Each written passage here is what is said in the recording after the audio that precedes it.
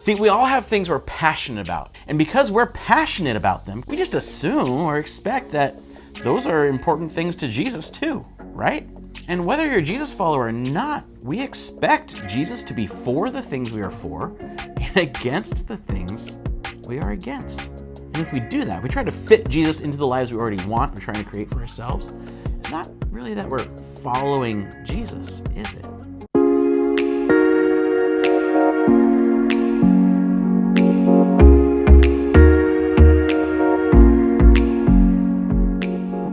Hello, welcome to another episode of Together for Salem.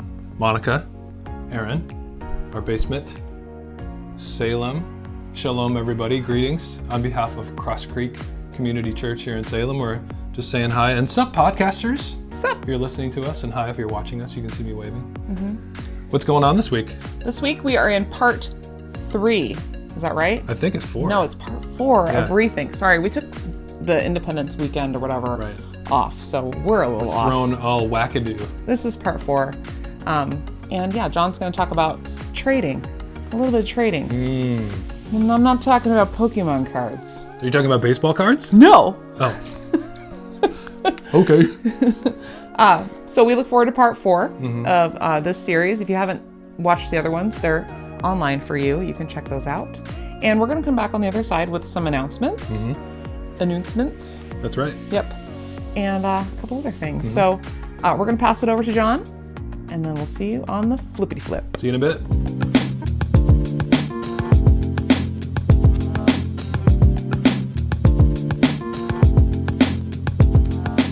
So we all have our own interpretations of what it means to follow Jesus.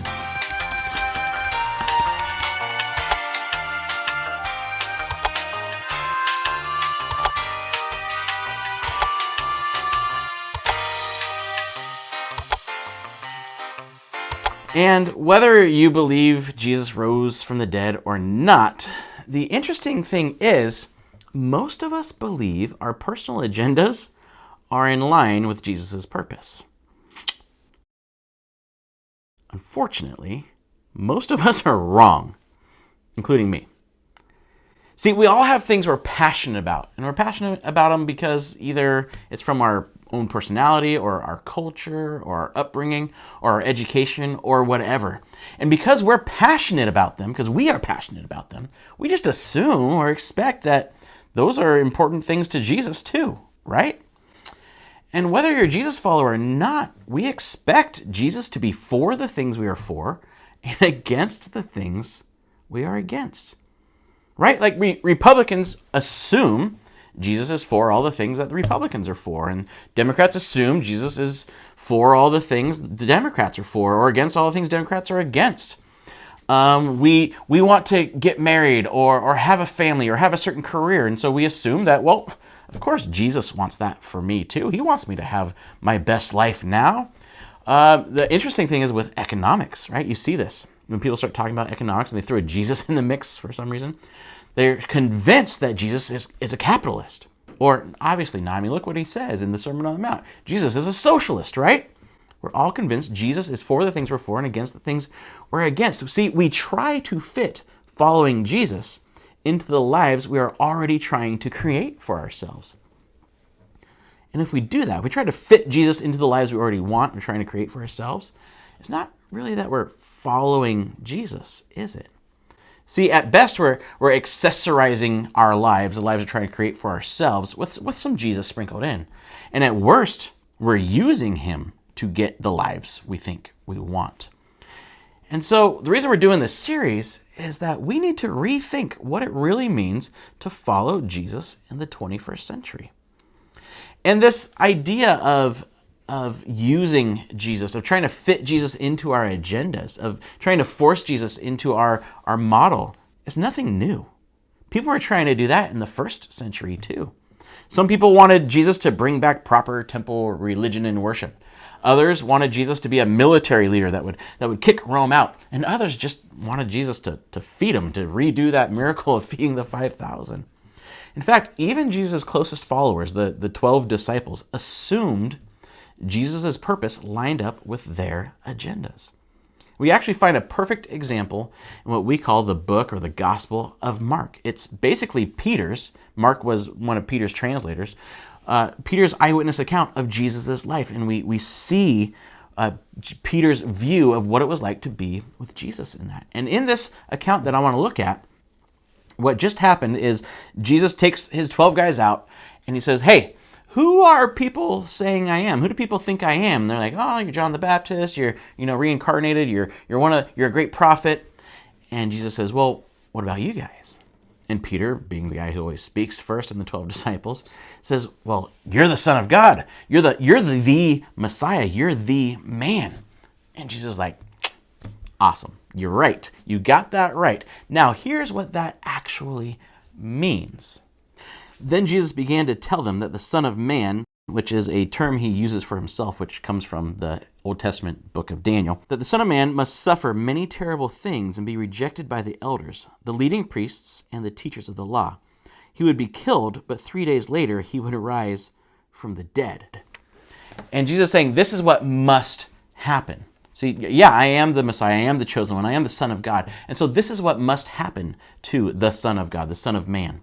Meaning like this is what is going to take place. I will be rejected. I will be sacrificed to take the rejection and the punishment every human has earned through their pride and their selfishness of breaking the law of love and using other people to get what they want, or as what the biblical writers refer to as sin. Jesus saying, I will die to take the punishment for sin, and I will save humanity from their sins by dying and paying that price. And then I will rise again to give everyone new life, now and forever. I will be the first to rise again so that everyone else can do that also. Which, side note, right here, we talk about this often in these episodes, Jesus is predicting his own death and resurrection. And then he actually pulled it off. And we have eyewitness historical accounts saying that he said he would die and rise again, and then he did. Mark is one of those. You should definitely check out Mark. It's a fast-paced, awesome book. But the main point here is the disciples don't have a category for this type of Messiah. Peter just said, you are the Son of God. You're the man who's gonna bring in the kingdom of God. And Jesus is like, you're right. And I'm totally going to die and suffer. And it's going to be awful. And then it'll be okay. We see in the gospel accounts that Jesus tells them over and over that this is going to happen. But it just doesn't compute with them. They can't wrap their minds around it. It doesn't go with their agenda, what is supposed to happen with the Messiah. See, for the disciples, the Messiah, the Son of God, is supposed to make Israel great again, is supposed to bring the kingdom of God now and defeat all of Israel's enemies, especially Rome. And someone like that definitely wouldn't suffer and be killed, right? They would conquer and rule. That's what people do when they're establishing kingdoms. They are supposed to conquer and rule. However, Jesus' purpose often looks very different from what we expect.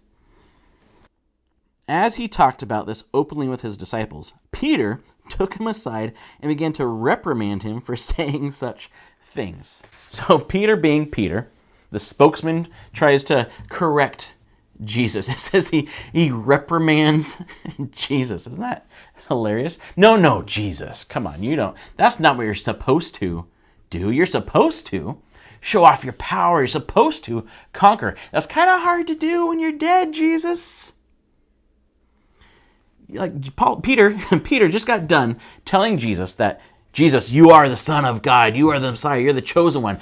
Now he's telling him what he's supposed to do, right? See, we all do this too, if you think about it. We tell Jesus he's in charge. If you're a Jesus follower, you tell Jesus he's in charge, but then we tell him what he's supposed to do for us. We tell him, oh no, but what I want you to do is this. See, the disciples, they were unwilling to accept a Messiah that would suffer. They were unwilling to accept a Messiah that would identify with our pain and our suffering. They were unwilling to accept that his purpose was not to destroy Rome, but to destroy something even more powerful than the Roman Empire, sin and death, with his own death and resurrection. And we're the same way. We're just like the disciples. We are often unwilling to accept Jesus for who he really is. See, we're unable to accept a Jesus that doesn't line up with our agenda. Unwilling to accept a Jesus that agrees with the Republicans, some of the Republicans' positions or some of the Democrats' positions. We refuse to accept a Jesus that doesn't have the same vision for the United States that we have, or doesn't have the same goals for our lives that we have, or unable to accept a Jesus that cares about both poor people and rich people equally. Unable to accept a Jesus that requires us to actually give up our preferences, give up our prejudices to follow him. And we're definitely unable to accept a Jesus that tells us to love our enemies. We'll talk more about that next week. And so Jesus, being reprimanded by one of his disciples, has something to say. Jesus turned around and looked at his disciples, then reprimanded Peter. It's Peter's turn to get reprimanded. "Get away from me, Satan," he said. "You are seeing things merely from a human point of view, not God's." Satan? That's harsh, Jesus. Here's the thing. Jesus is not calling Peter Satan. He's not like, "You are the devil, get away." He's not calling Peter Satan. What he's doing is he's showing Satan is working through. And yes, Jesus said there was a real Satan, so I'll just go with that because, again, he predicted his own death and resurrection and pulled it off. I'm going to believe him about things I can't see. So he's saying, not that Peter's Satan, but that Satan is using Peter's words to try to detour, or try to discourage Jesus from his ultimate purpose of dying and rising again. And so if you think about it, Peter had good intentions. He's like, "Jesus, no, I don't want you to die. I want you to rule and reign. I want you to be king of the world. I want everyone to know the you that I know."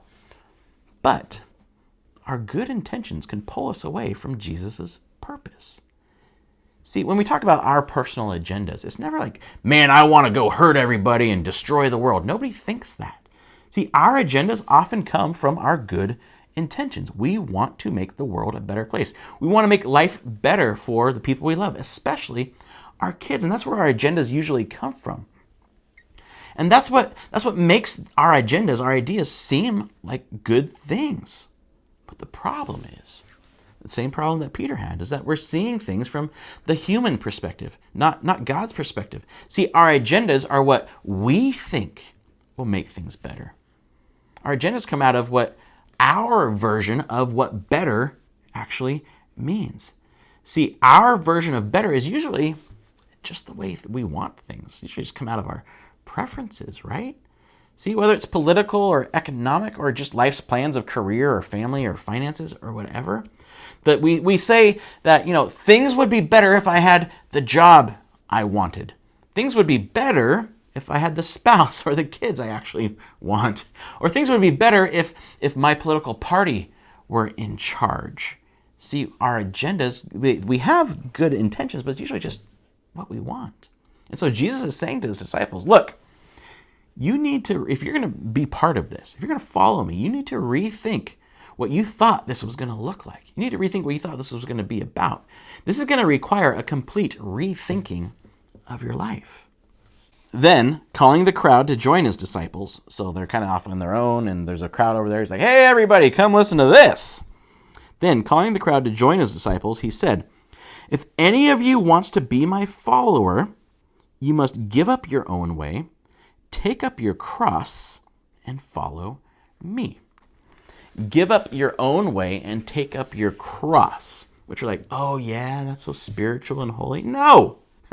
That's super offensive. See, taking up your cross, the word cross did not have this religious, holy connotation that we have for it now. There weren't pictures of crosses all over the place and be like, "Oh, that is a religious symbol." It's like the exact opposite. The cross was something for heinous criminals, like the worst criminals there were. It was used to be a public humiliation to show that this person is now forced to submit to the power of Rome. The cross was not a pretty thing. So to say this is super offensive, it's similar to Jesus telling us to give up our own way, sit in our electric chair, and follow me. It's, first of all, weird. And second of all, that's offensive. I'm not a criminal. Why would I do that? But here's a good rule for you. If the Jesus you're following doesn't offend you once in a while, you're probably not following Jesus. It's probably something else you're following. See, what Jesus is talking about here, following him, he's not talking about pious self-denial of, oh, I just can't do that because I follow Jesus.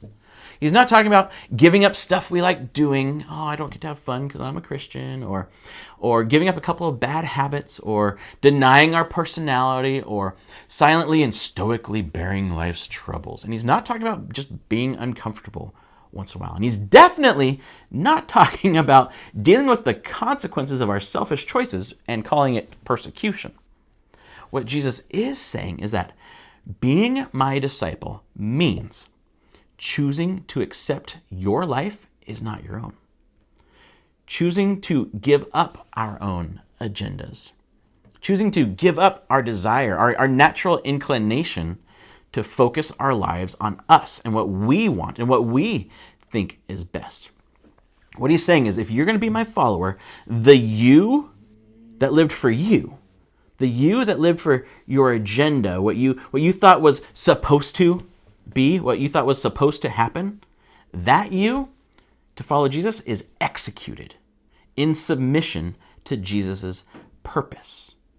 Jesus' purpose to display and tell about his love. See, maybe you dreamed of a certain career or having a certain amount of money, which there's never enough, or having a certain type of family, or even having a family, or having a certain type of maybe easy life. Maybe you dreamed of that, but to follow him, he might have a different or a more important plan for you. Or maybe you firmly believe in a way of making our culture and our country better, a method or a philosophy or a way of voting that makes our life, our country better. Maybe Jesus has a better way. To follow him, we need to execute the us that lived for our agenda. And when he said, this is interesting, Peter's still there, right? He says, take up your cross. Literally, that's going to happen for Peter. He is going to be executed for following Jesus on a cross. And he says, take up your cross, take up your electric chair, and follow me. It's an ongoing word that he uses there. Be following me, ongoing, every day, every moment, following closely behind Jesus, living as he lived and loving as he loved. See, think about it. God himself, we believe Jesus was God. God himself submitted to his purpose, to show the world his love through his death. He submitted to the point of death for his purpose. What makes us think we should be any different? That our lives should be any different than following him means giving up our own preferences, our own purposes, and our own agendas. See, here is our main point for this episode. If you want to be done, here's your point. Following Jesus requires us to trade our agendas for his purpose. Following Jesus requires, it's not an option. If you want to be a Jesus follower, following Jesus requires us to trade our agendas, what we think is best, for his purpose, for what actually is best. And you might be thinking, that sounds terrible.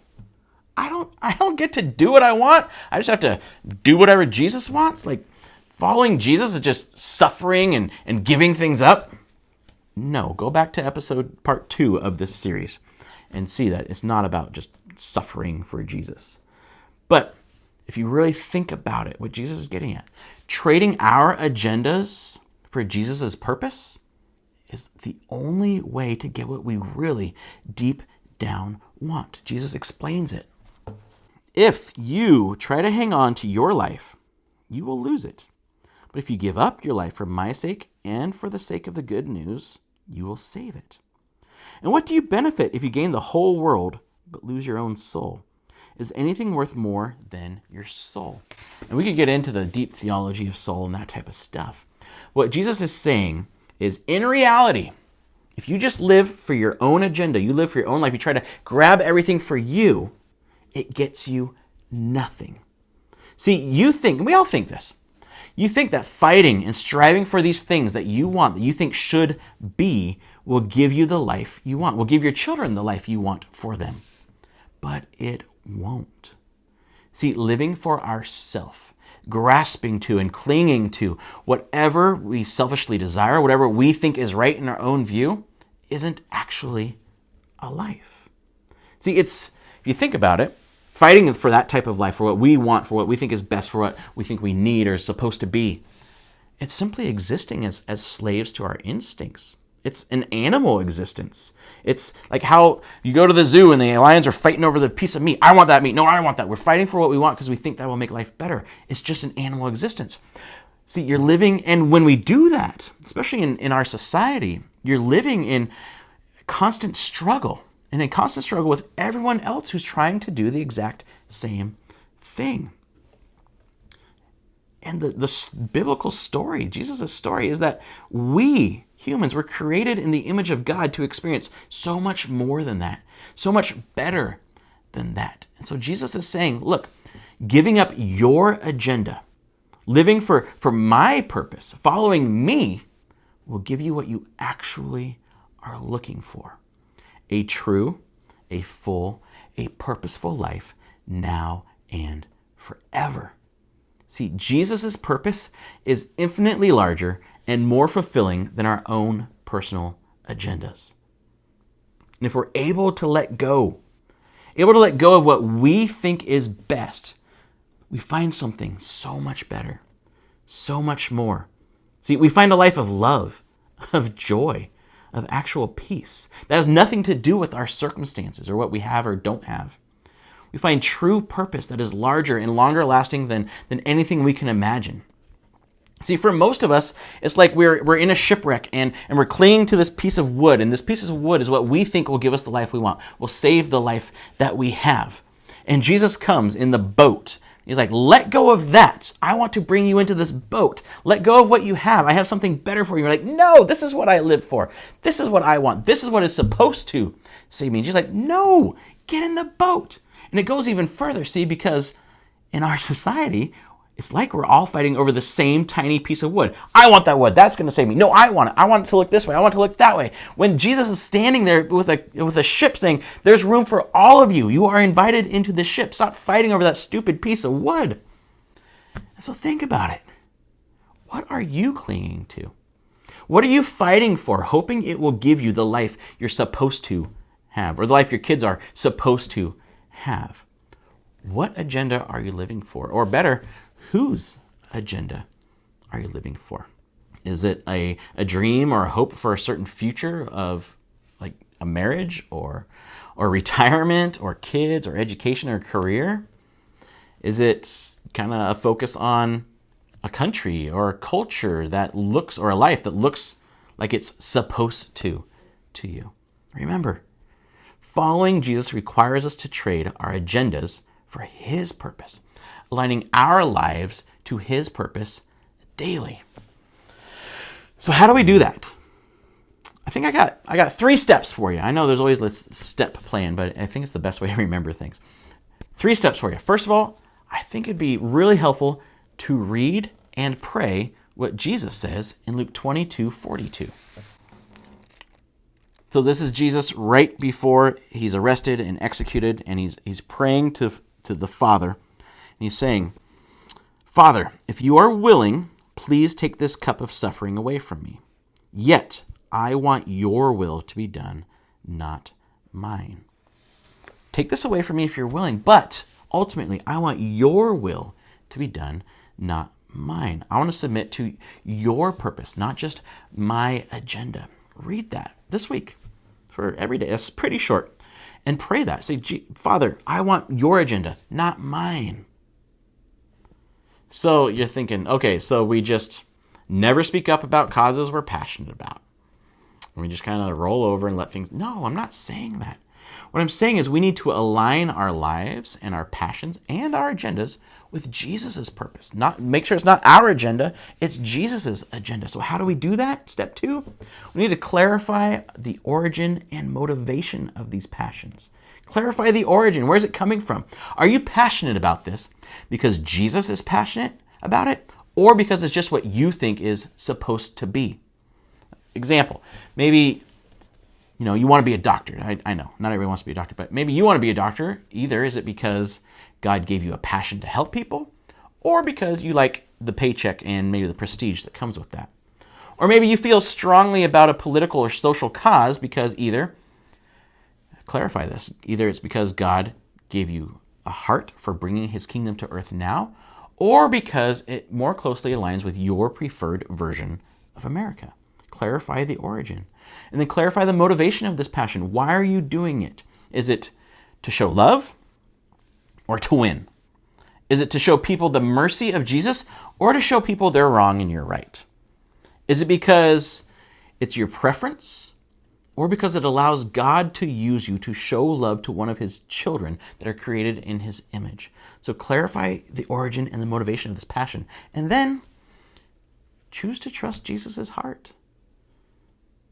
Maybe you realize while watching this or praying that your agenda, which seems to come from good intentions, like we said, it might not align with Jesus' purpose.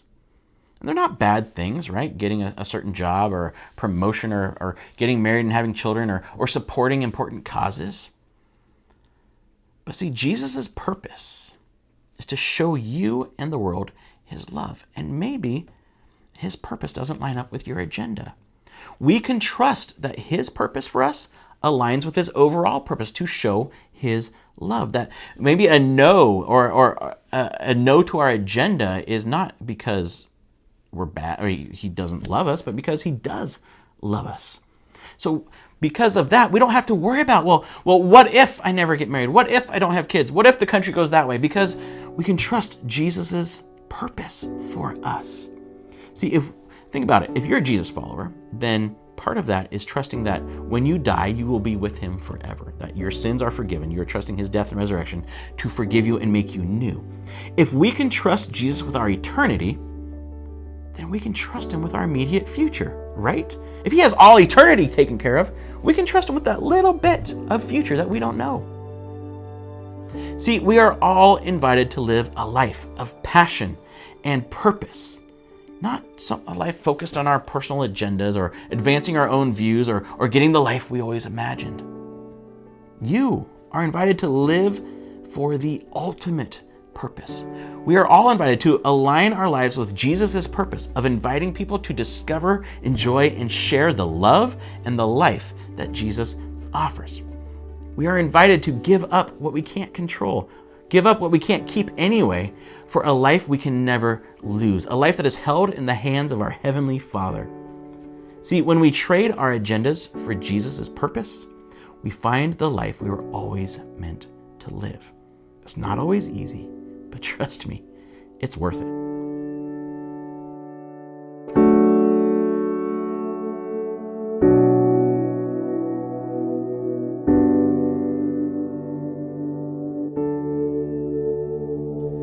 As always, I have some things to think about this week.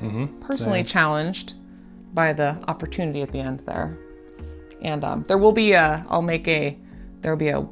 wallpaper for your phone if you want that verse to kind of reflect on this week. You can have it on the back of your cell phone so you're reminded. So that's downloadable in the show notes. Just go scroll down. Podcasters, you know where the show notes are. It's all right there. We have a couple of announcements that we are just going to tell you about before we sign off here. Oh, wait. What? I think dolphins are going to struggle with the message this week. Why? Why are dolphins going to... Oh, because they always have trouble doing things on purpose.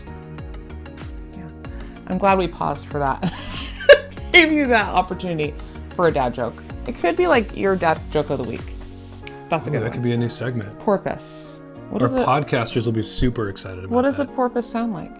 Oh, wow. Yeah, that was good. Just me, allergies. An allergic porpoise with purpose. Yes. All right, so moving on. We've got What is legitimately happening we this legitimately have some announcements. Okay. So the announcements are, first of all, we have in-person gatherings that are going to be happening. So we do online episodes every week, and then we have small groups that meet every week. We have, some of you are signing up for alliances, which is like a one-on-one, three-person thing where you're studying something in depth. So that's happening. If you're interested in that, there's info on the website. But bigger, large group gatherings, like we don't meet weekly for a church service. Or jamborees. So we have parties or jamborees twice a month. So this month's are July 11th and 25th. The July 11th one is music and a potluck. So bring a side to share. Info in the show notes, podcasters and YouTubers, if you're in Salem or the surrounding area. And then on the 25th of July, we're going to do baptisms and picnic. So bring a picnic. We have the shelter there. It's going to be at Minto Brown Island Park. One of my favorite places in Salem. Which is one of your favorite places in Salem. So the Willamette River is there. We'll do baptisms there. If there are those that are interested, email us. Or if you want to know what baptism is about, shoot us a message. We'd love to get that going. So baptisms and picnic at Minto Island Brown, July 25th, 4:30. And it's just at the shelter down by parking lot number 3. And there's a map on the website for you. Right. Yep. Easy to find. Should be a great time. We know people have crazy schedules of camping and stuff like that, but Show up if you can. hopefully you can show up and enjoy these things. We'll do 2 more in August again on the 2nd and 4th, Second and fourth. Sunday of the month. Like clockwork. Like clockwork. Speaking of clockwork, it's July. It is. So we're going to actually practice some PDA Oh, in July. Parcel not that guy. delivery appreciation for your For Salem opportunity this month. what is parcel? Like anyone that delivers anything to your house, you could, Okay, parcels. put out a cooler with a drink for them or write them a thank you card, give them a gift card. Great. Bonus points if you install a slip and slide for them if it's a super hot day. It's been pretty hot. They might Optional appreciate that. slip and slide. It's Yeah. up to you, Get creative. Those Get are it on just a video. couple of ideas. Become TikTok famous. A show. Yeah, but no, be nice to them. Be nice to them. Don't be prank kind. them. Right. I'm Yeah. saying optional voluntary slip and slide. So that's our opportunity for you to be for your neighbor, for Salem. You can be for wherever you are, but thank your parcel delivery person. Yeah. Great. PDA in July. And Awesome. there are changes to the website too. I'm just helping you. There are. Yes. Really? There are changes to the website. So we're thinking, you got kids, they're at home. They might have questions about following Jesus. You might want to be able to provide content for them. We've always had web videos on the kids page. Those videos are still there. They're still great videos. We appreciate the resources that we are given. Right. So use those resources, but also we've added some things. So be sure to check out the kids page because we've added additional resources for kids and for parents. And I think it's worth checking out. Yeah. Yep. And if you have ideas, like if you want to add something, You can let us know that. let us know. And if you have kids who are above grade 6, like grades 6 through 12, we do have youth events this summer for them too. All of this is in the show notes, but I just put in a bug in your ear Right. to check Think it about out. it. If you've got a middle schooler or a high schooler, we have a few more events this summer planned for them. There's stuff. They're going to be great. Yep. We're going to do our giveaways a little different this week. You're going to have to check out social media to see who wins. But we gave away to Furbish already. Check. Who Last won that? week, Mary S. Wow. won her Furbish Lucky. gift card. And Furbish is a great place. Check it out. And then we're going to give away Shades of Brew this weekend, which is also their grand opening New spot. weekend. So check them out on social media too. All of this will be up there. But it's a great new tap house in Northeast Salem. And again, they've done a soft opening, but now it's their grand opening. Yep. We're excited for them. We're going to give away $25, and you can enter to win on social media or by emailing us. Awesome. So Facebook, Instagram, email. Check it out. And that's it. Questions Yeah. coming up to That's discuss in your groups, or with a partner, or in an alliance, or with your kids, Or with yourself. or with yourself, or journal. That's right. That's right. Happy summer. See you soon. See you at a party. Jamboree. Bye. Bye. Hey, it recorded. Yay. Is it flippity flip or flippity flop? Yeah. You could say flippity flip. Flippity flip. Insert Michael Scott. Flippity flip. See you on the flippity flip. Catch you on the flippity flip. Flippity flip. Really?